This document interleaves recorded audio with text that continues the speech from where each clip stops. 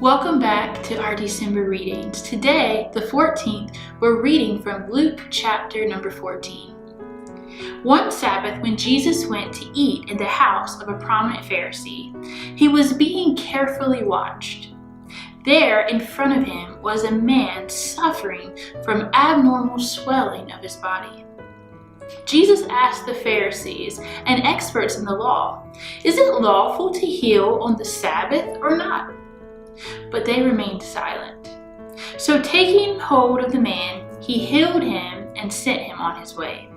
Then he asked them, "If one of you has a child or an ox that falls into a well on the Sabbath day, will you not immediately pull it out?" And they had nothing to say. When he noticed how the guests picked the places of honor at the table, he told them this parable. When someone invites you to a wedding feast, do not take the place of honor, for a person more distinguished than you may have been invited. If so, the host who invited both of you will come and say to you, "Give this person your seat." Then, humiliated, you will have to take the least important place. But when you are invited, take the lowest place, so that when your host comes, he will say to you, "Friend, move up to a better place." Then you will be honored in the presence of all the other guests. For all those who exalt themselves will be humbled, and those who humble themselves will be exalted. Then Jesus said to his host, "When you give a luncheon or dinner, do not invite your friends, your brothers or sisters, your relatives, or your rich neighbors. If you do, they may invite you back, and so you will be repaid. But when you give a banquet, invite the poor, the crippled, the lame, the blind, and you will be blessed. Although they cannot repay you, you will be repaid at the resurrection of the righteous." When one of those at the table with him heard this, he said to Jesus, "Blessed is the one who will eat at the feast in the kingdom of God." Jesus replied, "A certain man was preparing a great banquet and invited many guests.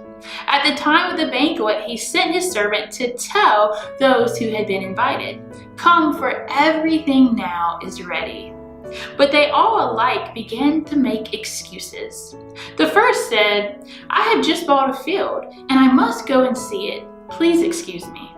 Another said, 'I have just bought 5 yoke of oxen, and I'm on my way to try them out.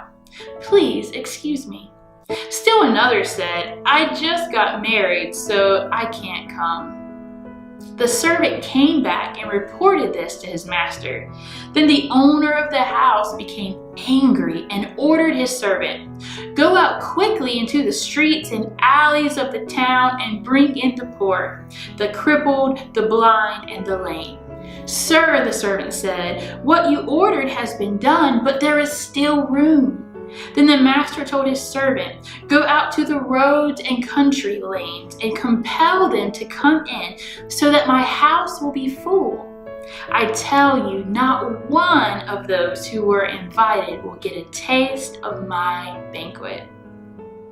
Large crowds were traveling with Jesus, and turning to them, he said, 'If anyone comes to me and does not hate father and mother, wife and children, brothers and sisters, yes, even their own life, such a person cannot be my disciple.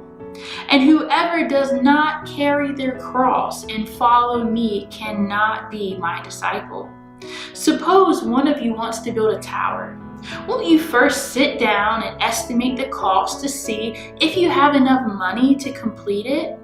For if you lay the foundation and are not able to finish it, everyone who sees it will ridicule you, saying, "This person began to build and wasn't able to finish." Or suppose a king is about to go to war against another king. Won't he first sit down and consider whether he is able to, with 10,000 men, to oppose the one coming against him with 20,000? If he is not able, he will send a delegation, while the other is still a long way off, and will ask for terms of peace.